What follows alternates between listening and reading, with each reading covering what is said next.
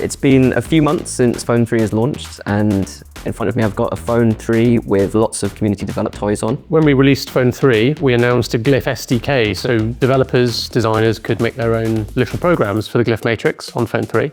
So let's take a look. It kind of looks like a dice. Can I shake it? So you can hold down the button and it spins the dice. I quite like the 3D effect as the dice spins, but I can see a few little grey pixels in the background and I don't quite know why they're there, if that's by design or not. One thing we decided to do with a lot of our designs is to limit the use of grayscale. We'll usually have the LEDs either fully on or fully off.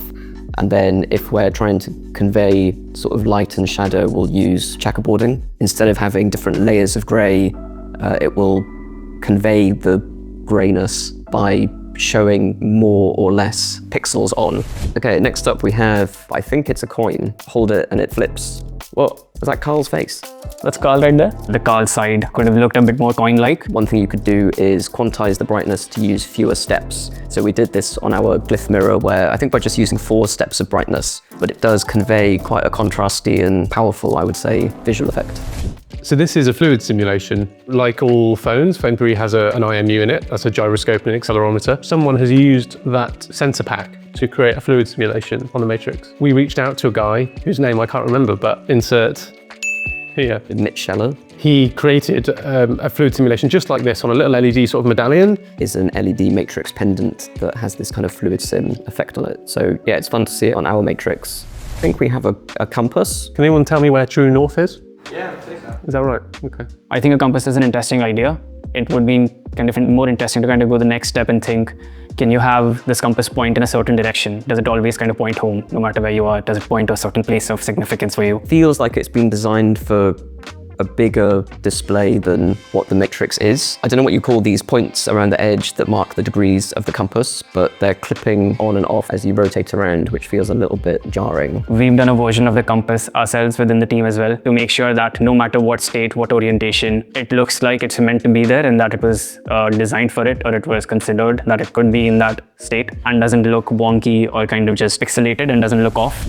We have what looks like a CD. Press the button and Spotify started playing. So looks like we've got some media control that can start and stop an app, which is cool. This one also has an app where you can set different themes. It's got a cover art one that I'm quite interested in. Is it just a dancing chicken or a duck? Does he dance in time with the music? I really like it. I think it's always quite interesting to visualize a certain media as another medium. For instance, kind of visualizing sound as light. Nice, love the dancing duck, 10 out of 10.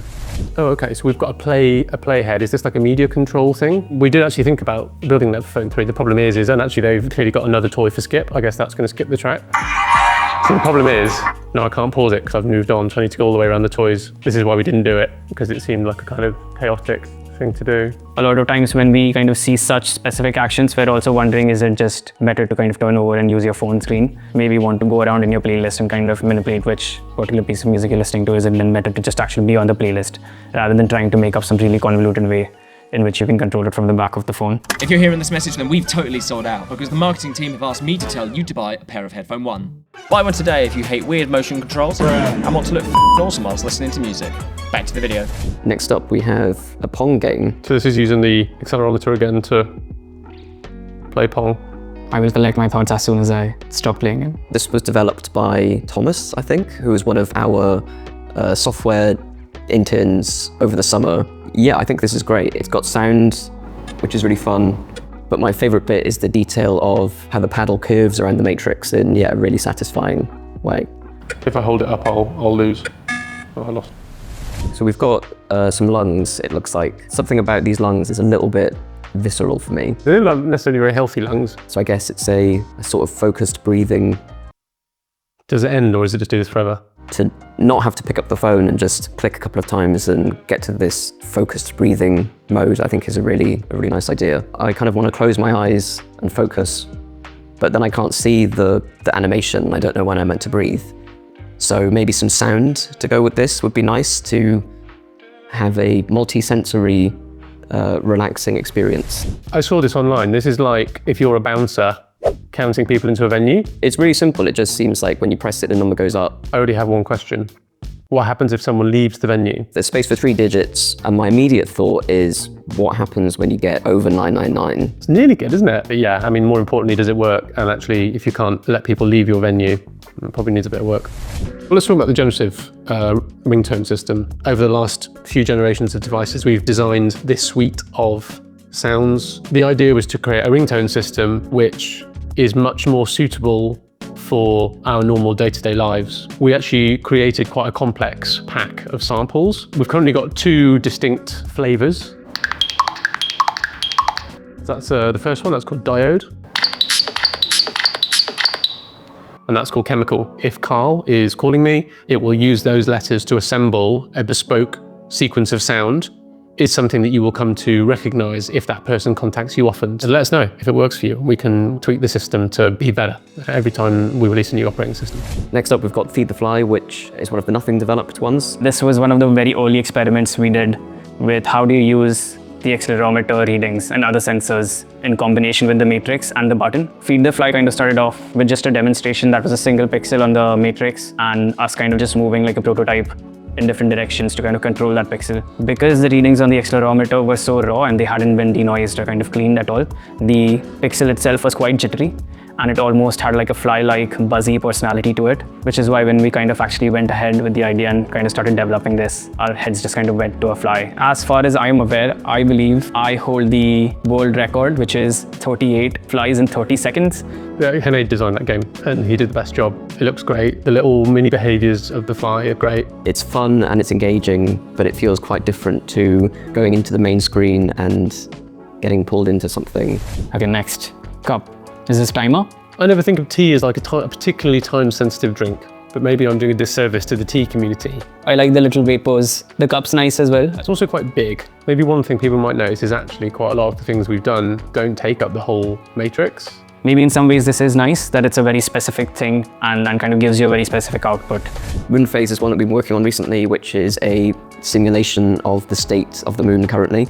And it can also tell you the current moon phase and when the next full moon or new moon is going to be. So the clock, battery, moon phase, or the solar path, and some community ones, you can set to be always on. So when the phone is face down, it can default back to this and you can always look at it. And I find the moon is quite a nice, just satisfying thing to see. The next one is the leveler. So this has actually had an update quite recently that has this inverted effect when the bubble goes over the circle. I really like the personality of this entire leveler and how precise it feels. And kind of foreground and background, even within a matrix that's so limited. And then actually, if you do the long press, we've got a different view, which shows the X and Y positions and 2 little bubbles that move independently with a kind of like quite accurate readout. And actually, I've put up some shelves with this and it works really well. So in addition to that generative ringtone algorithm that I just described, we've also got the classic ringtones. There's a lot of the familiar ringtones that people know, but with a brand new Glyph sequence that hopefully Google will come to recognize. We kind of named them after how they made us feel. So for example, crossing, which was the default on phone 2, is this one. The sound of that inspired or reminded us of the pedestrian crossing sounds in Hong Kong. We still wanted this mostly abstract pattern feeling, but we could kind of throw in a few little nods to how these sounds made us feel back when we made them like a couple of years prior. So that's why crossing actually has a little bustling street of people crossing the road. We're very much into, you know, really carefully crafting every single pixel so that it lines up exactly with the sound and creates this really sort of convincing experience. This LED matrix has enabled improvements to quite a few existing features as well. So my favorite is probably the new essential notification system. So I can use the button to go through my toys, but if I've missed a notification from someone important, I can see an icon on the back that I've assigned to that person. I can set rules for what will show up when, that are based on keywords. I can change flip to Glyph that when I put the phone face down, only my essential notifications come through. It's interesting that as soon as you go down to a really small scale, the choices that you're left with in terms of how your character set can look starts becoming more and more limited. It was quite a challenge to bring some personality into the text, but we've tried to really limit and constrain ourselves to kind of unify how we're using text throughout the matrix. It's been great to look at these community-developed Glyph toys. A lot of these have been new for me to see for the first time. I hope it shows the kind of array of functionality that the glyphs can do. I know there's been some criticism around what this new glyph matrix does, but by design it's quite a flexible platform for different functionality and different interactions. And I think the beauty of it is there are many different ways to use it. So if you are interested in the sort of core glyph experience, that can exist for you. If you're interested in the new functionality and exploring all the new toys that people are making, that can exist as well. Or somewhere in between, you can have a bit of everything. So I don't have a closing point. Buy a Nothing Phone 3 today.